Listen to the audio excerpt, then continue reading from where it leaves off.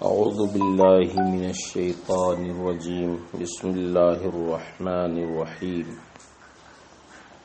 کتاب الایمان۔ صحیح مسلم کا جو مقدمہ بہت اہم مقدمہ تھا وہ کل الحمدللہ ختم ہوا۔ آج سے اصل کتاب جو کتاب الایمان سے شروع ہوتی ہے اس کی ابتدا ہوگی۔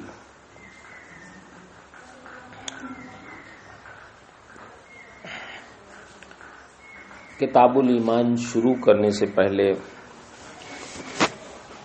ہم یہ ضروری سمجھتے ہیں کہ تھوڑی سی تشریح ایمان کے بارے میں ہو جائے تاکہ آپ اسے محفوظ کر لیں تو آپ کے کام آئے۔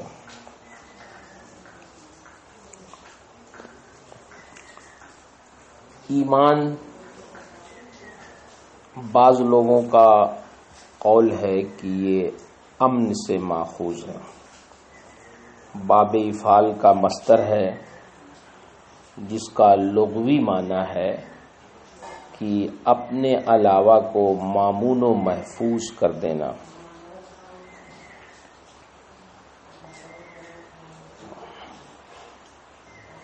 پھر شارح نے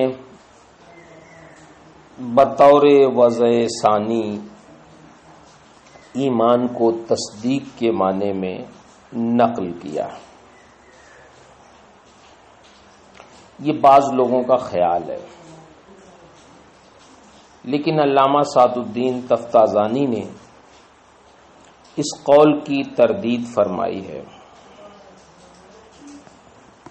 علامہ تفتازانی ارشاد فرماتے ہیں الایمان فی اللغہ التصدیق۔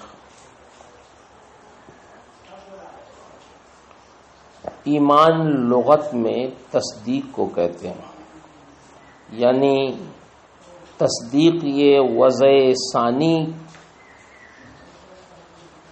کے طور پر نہیں پایا گیا، بلکہ یہ اصل میں لغت ہی میں اس کا معنی ایمان کا تصدیق ہے۔ اصل وضع میں تصدیق کس چیز کی؟ یعنی مخبر کے حکم کو مان لینا، یقین کر لینا اور اس کو سچا سمجھنا۔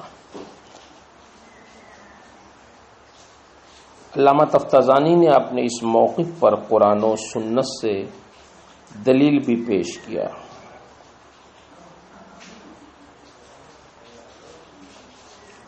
قرآن مقدس کی آیت مبارکہ جو حضرت یوسف علیہ نبینا علیہ الصلوۃ والتسلیم کے بھائیوں کے بارے میں وارد ہے، وَمَا أَنْتَ بِمُؤْمِنٍ لَنَا، اور آپ کسی طرح ہمارا یقین نہیں کریں گے، یعنی ہماری تصدیق نہیں کریں گے۔ اس آیت میں مومن مصدق کے معنی میں۔ حدیث شریف میں بھی نبی کریم صلی اللہ علیہ وسلم کا ارشاد الایمان ان تؤمن باللہ وملائکتہ، ایمان یہ ہے کہ تو اللہ اور اس کے فرشتوں پر ایمان لائے، یعنی تصدیق کرے۔ اس حدیث میں بھی تومن کا معنی تصدق ہے۔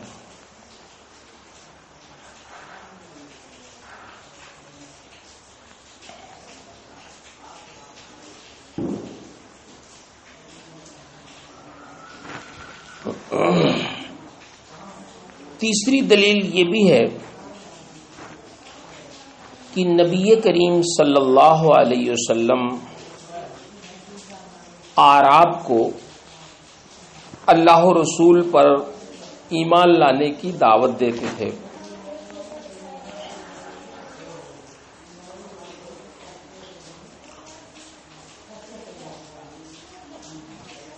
اور انہیں خطاب بھی کرتے تھے ان تؤمن باللہ، ان تؤمنوا باللہ، تو ظاہر ہے بات ہے یہاں معنی شرعی تو مراد نہیں ہو سکتا، کیونکہ اعراب ابھی شرعی اصطلاح سے واقف بھی نہیں تھے۔ تو سرکار جو دعوت دیتے تھے تو ظاہر ہے اس میں ایمان کا لغوی ہی معنی مراد ہو سکتا ہے جس سے اعراب واقف تھے۔ اگر شرعی معنی تو لازم آئے گا کہ انہیں ایسے کلام سے خطاب ہو جس سے وہ ناواقف۔ پھر یہ بھی دیکھیں کہ جب اللہ کی رسول صلی اللہ علیہ وسلم نے انہیں دعوت دیا ایمان کی، تو یہ نہیں انہوں نے پوچھا کہ ایمان کا کیا مطلب ہے، انہوں نے اپنا سر تسلیم خم کر دیا اور ایمان کا مفہوم نہیں پوچھا۔ اس سے بات سمجھ میں آئی کہ وہاں ایمان کا لغوی ہی معنی مراد تھا اور تصدیق ہی مراد تھی، جس کو اعراب سمجھتے تھے۔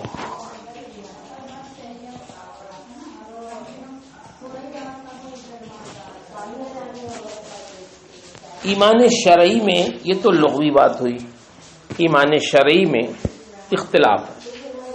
علامہ سعد الدین تفتازانی نے اس بارے میں کل 5 مذاہب ذکر کیے ہیں۔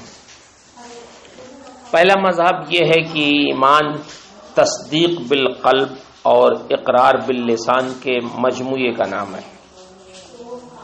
یہ بعض علماء کا مذہب ہے، یہی مذہب امام شمس الائمہ امام سرخسی کا ہے۔ دوسرا مذہب ایمان صرف تصدیق بالقلب کا نام ہے، اقرار باللسان شرط ہے اس کے لیے کہ بغیر اس کے احکام شرعیہ کا اجرا نہیں ہو سکتا اس پر۔ تو گویا احکام شرعیہ جاری کرنے کے لیے اقرار باللسان شرط ہے، لیکن اصل ایمان تصدیق بالقلب کا ہے۔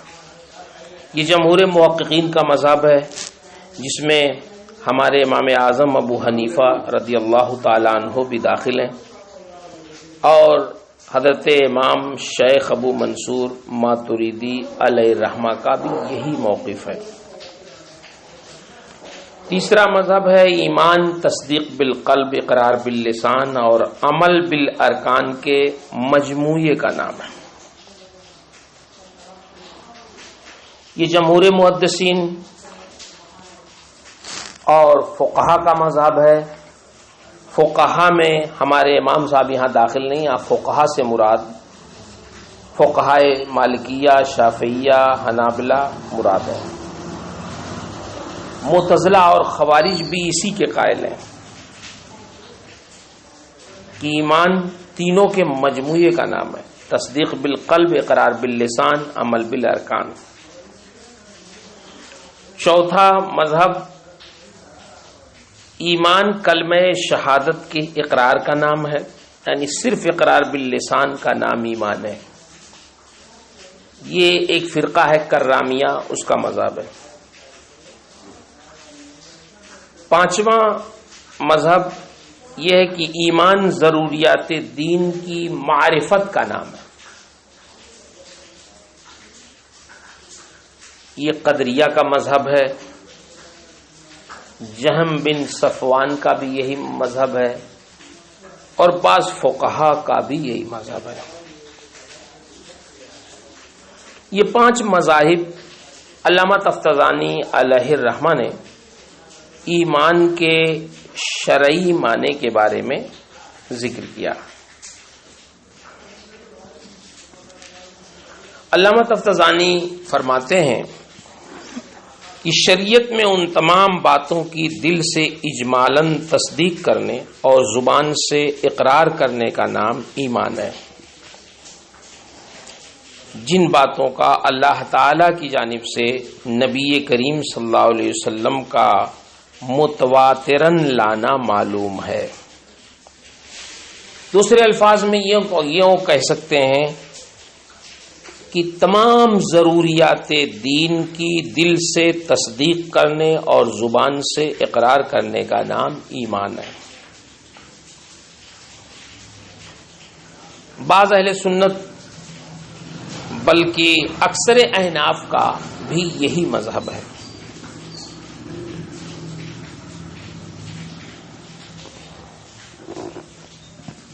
جمہور اہل سنت کا مذہب یہ ہے کہ مصداق کے اعتبار سے ایمان اور اسلام دونوں ایک ہیں۔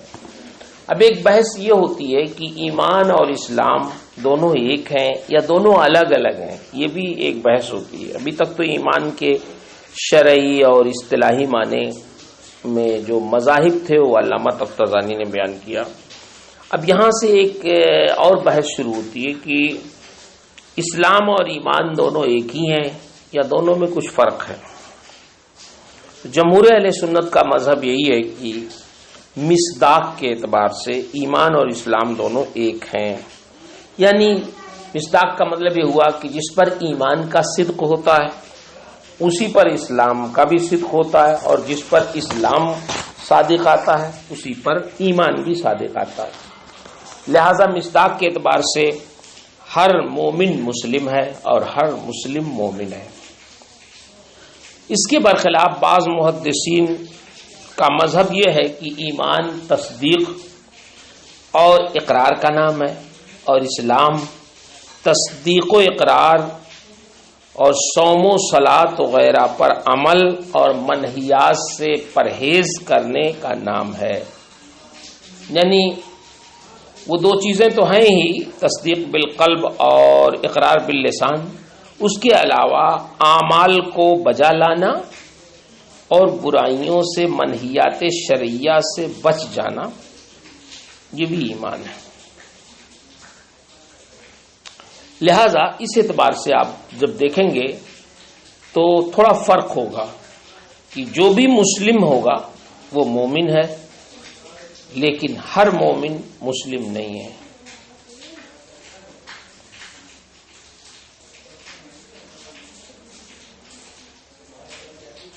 بعض محدثین کا موقف یہ ہے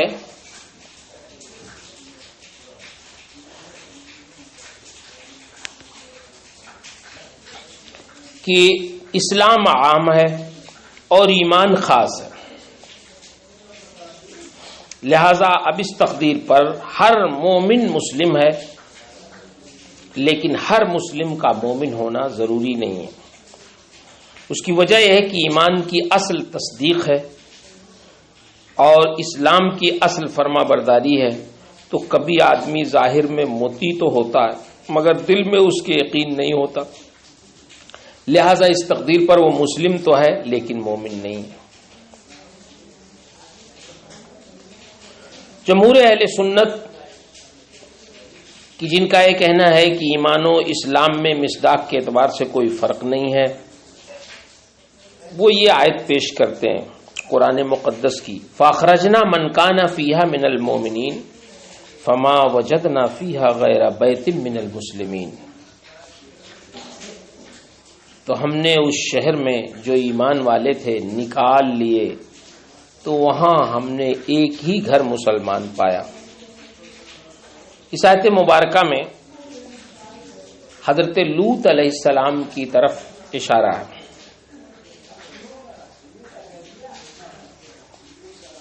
کہ فاخرجنا من کان فیہا من المؤمنین، اور پھر فما وجدنا فیہا غیر بیت من المسلمین، ایک ہی گھر والوں کو مومنین بھی کہا گیا اور انہی کو مسلمین بھی کہا گیا۔ ایک ہی گھر والوں پہ مومن اور مسلم دونوں کا اطلاق کیا گیا، اور وہ حضرت لوط علیہ السلام اور آپ کی دو صاحبزادیاں۔ اس سے بات سمجھ میں آئی کہ ایمان و اسلام دونوں کا مصداق ایک ہے، جو جمہور اہل سنت کہہ رہے ہیں۔ دوسری دلیل یہ بھی ہے کہ شریعت کے اعتبار سے کسی پر یہ حکم لگانا صحیح نہیں ہے کہ وہ مومن ہے مسلم نہیں ہے، یا مسلم ہے مومن نہیں ہے۔ یعنی شرعی نقطہ نگاہ سے مومن سے مسلم کی نفی اور مسلم سے مومن کی نفی یہ صحیح نہیں ہے، فقہا اس کو منع کرتے ہیں۔ جب دونوں میں سے ایک کی نفی دوسرے سے صحیح نہیں ہے تو معلوم ہوا کہ دونوں مصداق کے اعتبار سے ایک ہیں۔ بہرحال اس پورے سبق کا خلاصہ یہ ہوا کہ مصداق کے اعتبار سے دونوں ایک ہیں، لیکن مفہوم کے اعتبار سے دونوں کا ایک کہنا یہ بہت مشکل چیز ہے۔ اس کی بہت اگر تفصیل دیکھنا ہو تو آپ حضرات نے تو پڑھ لیا کہ شرح عقائد میں اس کی پوری تفصیل موجود ہے۔ آج کے اس سبق میں بس اتنا ہی ہم عرض کرنا چاہتے ہیں، اس کو محفوظ رکھیں، انشاءاللہ یہ چیزیں آپ کے کام آئیں گی۔ اللہ تبارک و تعالی ہم سب کو ایمان اور اسلام کے تقاضوں پر زندگی گزارنے کی توفیق عطا فرمائے اور اسی کی نشر و اشاعت میں زندہ رکھے۔